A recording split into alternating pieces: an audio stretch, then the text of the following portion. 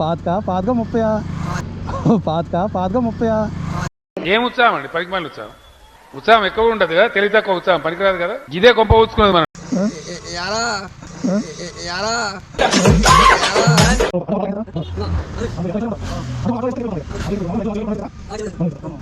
అంటే డైలీ మళ్ళీ పొద్దున్న ఎన్నింటికి మొదలెడతాం?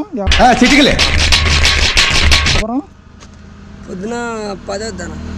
10 సాయంత్రం వరకు కూలి పని లేదన్నారు. ఏం మిగులుతా బండ ఆడగొడిచి కూడా వస్తలేదు. ఎందుకని వస్తలేదు? కాయ అవుతలేదు అన్న. అవకాయ బాబాయ్ బయటకి చేస్తాను. ఎందుకని చేసేవాళ్ళు ఎక్కువైపోయారండి. చేసేవాళ్ళు వ్యాపారాలు ఎక్కువైపోయినాను. వ్యాపారాలు ఎక్కువైపోయి అవకాశం పట్ల ఆగబడే ఇంతకి శంకి చెరవత్త వ్యాపారం.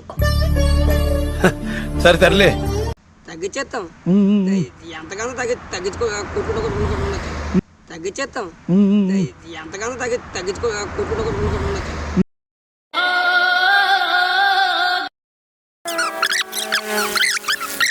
వ్యాపారం లాగుతుంది. కొబ్బరికాయ వ్యాపారమా?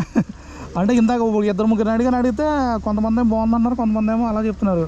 ఇప్పుడు అతన్ని అడిగితేనేమో 1000 రోజు 1000 రూపాయలు వద్దు, 1500 వద్దని చెప్తున్నాడు. సొల్లు అదే వచ్చే వ్యాపారం కాదు. వ్యాపారం కాదు. నమో వెంకటేశ నమో తిరుమలేశ. ఈ బొండలేంటి మామూలుగా ఇందులో సైజు బట్టి అమ్ముతావా లేకపోతే ఎలా? ఇంకా కొట్టేస్తాం. రైతు అక్కడి నుంచి మాకు సమాన సాజీలు అవుతాయిగా. అవును, సాజీలో మాకే 10 రూపాయలు 20 రూపాయలు మాకే పడిపోతుంది.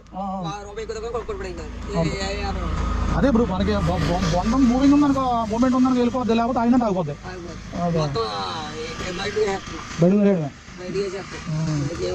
పొద్దున్న 9 మొదలెట్టాలి.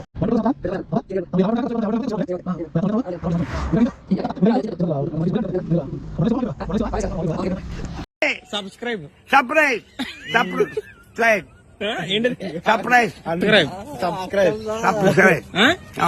మంది రావాలి. అది కదండి, ఏంటి అదే సబ్స్క్రైబ్. సర్ప్రైజ్